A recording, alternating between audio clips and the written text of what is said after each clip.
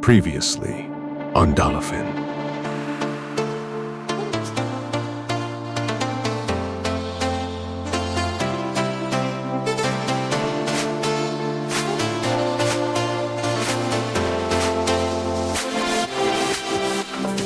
We were marching slow with the frost in the air, still in solid shock from Brooklyn's haunted stare.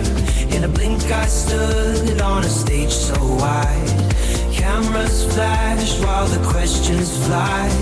Blinding lights, seals on the wall. They're calling me sir, like I run it all. They ask me about energy in a Gulf renamed. Say Gulf of America, like history's changed.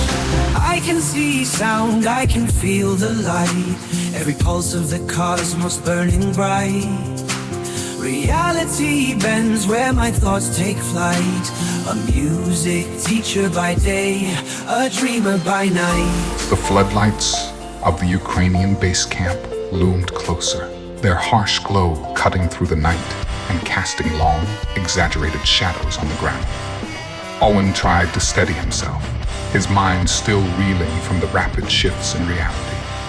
The hum inside him, ever present, began to rise again, vibrating at a frequency that sent a chill down his spine. Then, just as before, the world around him wavered.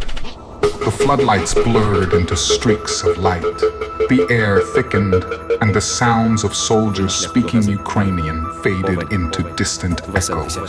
The ground beneath his feet shifted from hard-packed dirt to crumbling pavement.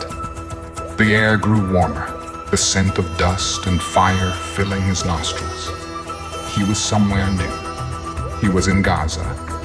Owen found himself walking alongside two thin, haggard-looking men. Their faces were gaunt, their beards unkempt, their clothes tattered.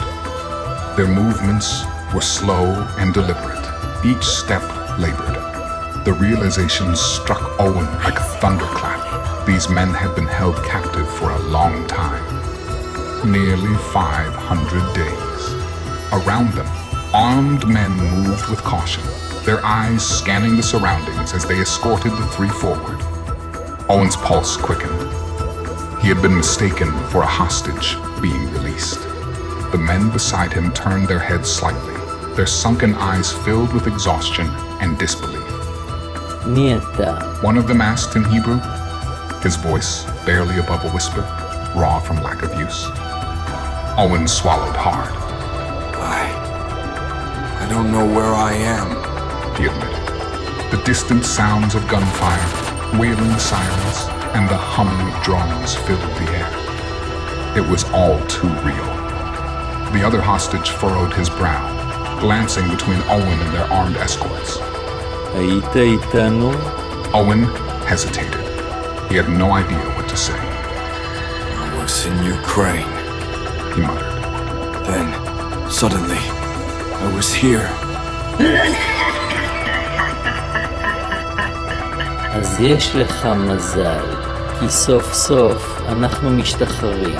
Owen's mind reeled. Released. The word clung to him, the weight of its meaning settling in. He had stumbled into the middle of a moment he didn't belong in. Around them, the streets bore the scars of conflict, rubble scattered, buildings hollowed out by destruction. Yet ahead, a group of reporters and international observers stood waiting, their cameras pointed at them. The armed men halted, gesturing for them to move forward. Owen followed the lead of the two hostages beside him, stepping hesitantly toward the group of journalists. Flashes from cameras blinded him momentarily. Voices flooded his ears in multiple languages. What did you experience in captivity? Was hast du in der Gefangenschaft ¿Cómo te erlebt? sientes al ser liberado? Comment te sens-tu à l'idée d'être libéré? One of the Israeli hostages turned his weary eyes toward the journalists, but did not answer. The other swallowed hard, shifting his gaze to Owen, who remained frozen, his mind too jumbled to comprehend what was happening. He wasn't supposed to be here. He wasn't a hostage. He wasn't even supposed to exist in this reality. The hum inside him intensified, his body vibrating as if caught between two worlds. His vision blurred, the sky darkened, and the faces of the journalists twisted into indistinct forms. The sensation of being pulled, of moving without motion, overwhelmed him. And just like that, Gaza was gone.